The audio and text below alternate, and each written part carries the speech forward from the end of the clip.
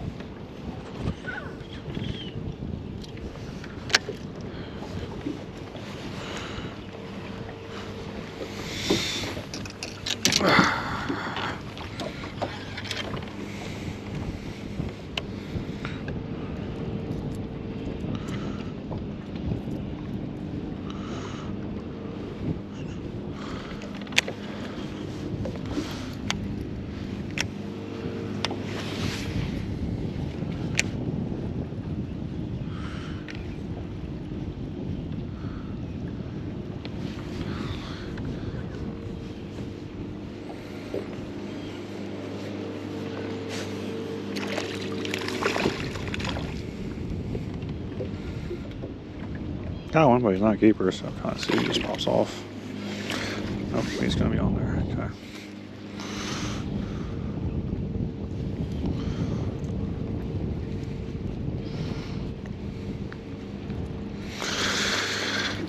It's not what I need, but I guess it's something, I guess.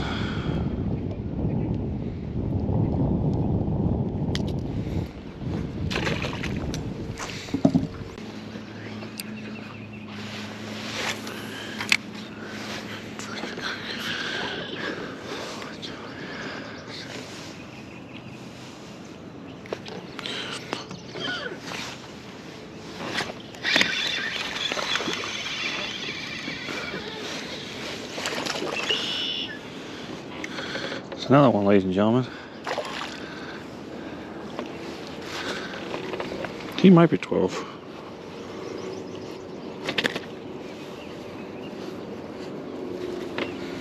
I don't think he's 12 though. I don't think he's 12. Oh.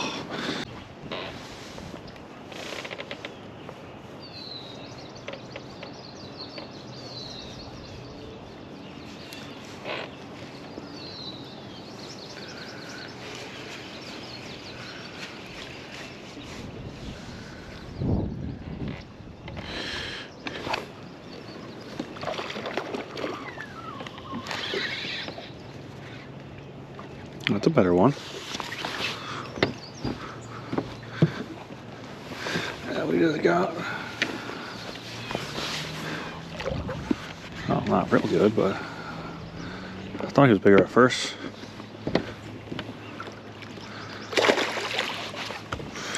Oh, hey, we'll keep.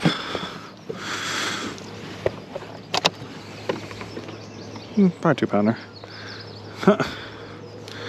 You guys saw that. Reeling it up to that tree. And I stopped it. I let it sit down to that tree.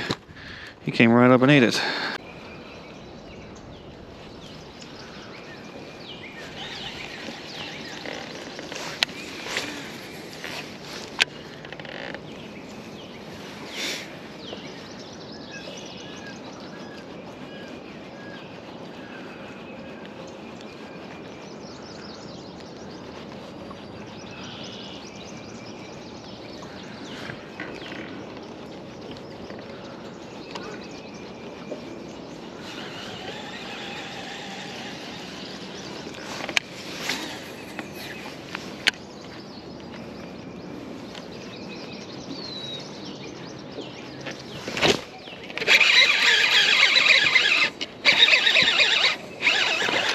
Oh, it was a big one.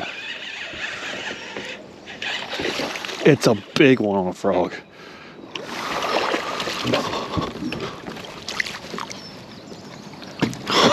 spawned out. Big end. Gosh, she is spawned out. Oh, man. How big she probably is if she's not spawned. I mean, she got a big frame, but look how, I don't know if you guys can see.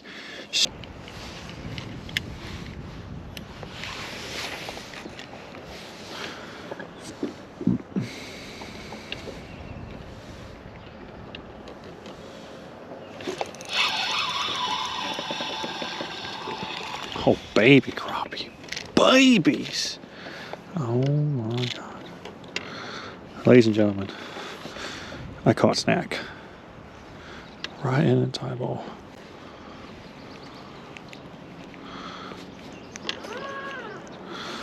Little one. Super little one.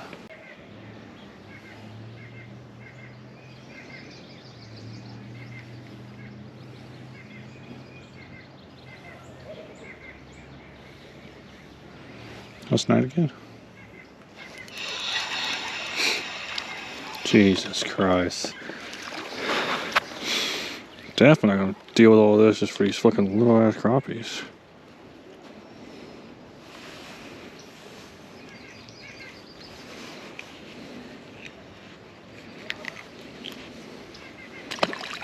So overall, a pretty struggling day, honestly.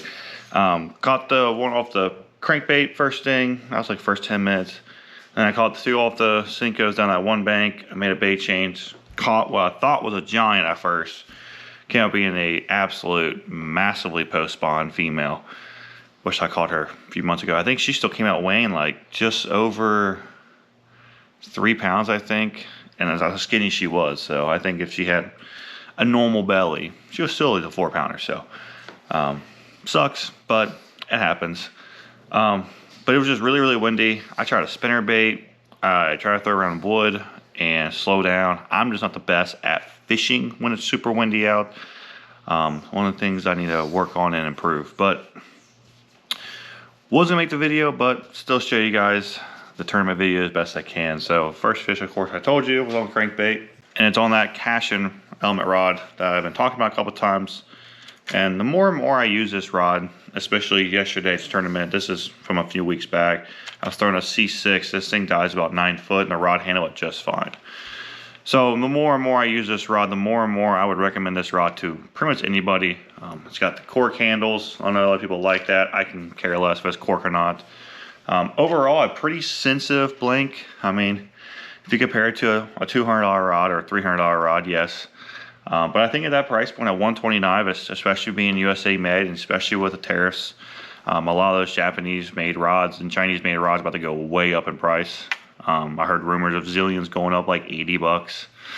So for all that, I think these rods are absolutely fantastic. So the only thing I can really say I don't like is the really small guys they have on them. They get really, really small. But except that, absolutely fantastic rods. I always say it, unless you're fishing like super deep water or you're punching, the 70 size reels to me are some of the best reels. If you're throwing 12 pound, 14 pound fluoro, you can get so much fluoro on that. And with it being smaller, you can palm it way easier. And like that day and yesterday, you can fish it when it's really, really windy out and they handle the wind just fine. It's very incredible how good those 70 size, and that's an old gen SLX 70 MGL. The crankbait that day was that PD from 6 cents to PD4s. I went to the bluegill colors. This is some of my favorites around this time of the year. Just that day just wasn't the deal. One of the two keepers was on the old wacky rig that you guys saw me reeling in, and I look away and it came up. It's crazy how I didn't. I looked away and anyway. But this is that Victory 7-1 medium heavy. It's called Max Finesse. Yeah, Max Finesse. Honestly, it's pretty good wacky rig rod. It's kind of weird at first when you're starting to use it. You're like, man, this thing feels just so stiff. But as soon as you skip a Cinco and then you lean into them, absolutely great rod for that. But also, I think it could be really good, like we talked about before. If you want to get into the bass fishing and you want a spinning rod, a little bit more sensitivity, I think this is a really good mark. It says 3/8 to 3/4. I don't know about the ½ ounce or more, but if you want to throw a Texas rig around the bank, if you want a bank beating spinning rod and you don't have to throw a bait caster, this would be the one I pick. You can throw tubes on it, jigs on it, a lot of that smaller quarter and even 3/8. Don't get anything really, really stiff on your hook wise. Excuse me. But this got Stratic 3000, 20-pound Suffix 832 high vis, and I think leader, I think it's still the Cigar Gold Label 15-pound fluoro. Once again, the reason I do 15 is because the line diameter is the same as most people's 12. That's why I like that's why I like leader line for my spinning rods. I can get a little bit smaller of a diameter line, but stay in a little bit heavier. So like 15 when everyone else is running 12. Like a lot of people will drop shot with 6. I can go with 8 and still be the same line diameter as them. And I just feel a little bit better with having an extra 2 pounds. The hook, I can't remember exactly what hook I was throwing that day. Showing the video, can't really tell, but some kind of weedless one. My main one's a Gamakatsu with a dual little titanium barbs. And the bait I've been using is those new Crush City pig sticks, 5 inches of chartreuse and pepper. You can use the Arsenal bands. I typically use 5mm. I had to jump up to the 7mm for those Crush City baits because they are a little bit more girthy. But overall, I guess I talked about in the last video, they sink a little bit deep, a little bit faster than other Senko baits. But overall, they smell good. They get bit. I just need to use them more, and I think they're going to be really, really good. And the last one I thought was catching me a really, yeah, anyway. It's the Dobyns Champion 735. I know all you guys have seen that I've switched a lot of my rods away from Dobyns to other brands. The Frog rod is one of those rods that's going to probably be a while, just because this rod's really good. The 735 is a pretty universal rod. It's part of their flipping series, but it's called Frogging, pitching and flipping of small swim baits, and it does really good all that. I feel zero lack of ability to take a frog off if I need to throw a leader, tie a 20-pound fluoro leader or a 25-pound fluoro leader, rig a jig up, rig up a gorilla, swim jig, a beast hook, anything like that, and go and catch them. Like there's no, man, hopefully this rod will do all of them. Really good rod overall. And you guys know I covered this. This is one of the custom 735s I did with a custom cork, and pretty much the cork was just falling apart. So Sniper Skin sells these. You literally just take a heat gun and heat it on, get you a little bit more grip. I like those a lot. I don't hear a lot of people talk about them, but I think they're from Canada, so you got to pay a pretty decent shipping cost. And then the frog for that day.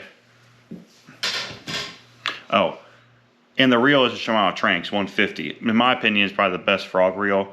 I haven't put it to like actual paces and have like 30-pound frog days or caught 100 frog fish over 4 pounds in one day. Nothing like that down in Florida. But for just castability, if you are a Crotto guy and you're looking to get a frog reel, I would recommend the Tranx. They're just built bigger and better inside because they're technically an inshore reel, and it comes with a 100mm handle. Yes, it's aluminum, so not the lightest thing in the world, but it's, once again, I have zero efforts of knowing I'm gonna be able to skip that frog underneath a dock or something, and when I hit them, I have no fear in mind I'm gonna strip a gear on the inside when I swing, because it's built for inshore. I think it's technically they were built for the California, like I forget what the bass are out there, but the deep inshore fish. But the frog that day was the Spiro. This is the full size, I think it's 65. I forget what bluegill color this is, but you can tell. Got a lot of fish on this bluegill frog. I love the Spiros. It's just some days, especially around a lot of smaller fish, they just don't get it down enough, with it being a little bit longer profile. And that's why you saw on that frog, on that rod now, I switched over to a Scum frog. To me, it's a 1-2 punch between a Scum Launch XS and the Spiro 65. I think it's a hell of a 1-2 punch. 1-2 punch. So, but that's it. Once again, sorry for only 4 fish and then a couple small crappie added at the end. But this is the last video for at least 3 weeks of me just struggling. The Wednesday night are coming up. It was an absolute top order fest. I missed some fish, but it was an absolute blast. Me and Aaron had an absolute great day, back-to-back days chasing smallmouth and crappie. And then tournament from yesterday was an absolute blast as well. So hope you guys enjoy these next few Sunday videos after this. This one's the last one of watching me struggle. So hope you guys can't wait to watch those. Like to support the business to support me. All their contact information will be in my description. But until then, please like, comment, subscribe. I'll talk to you soon. Bye.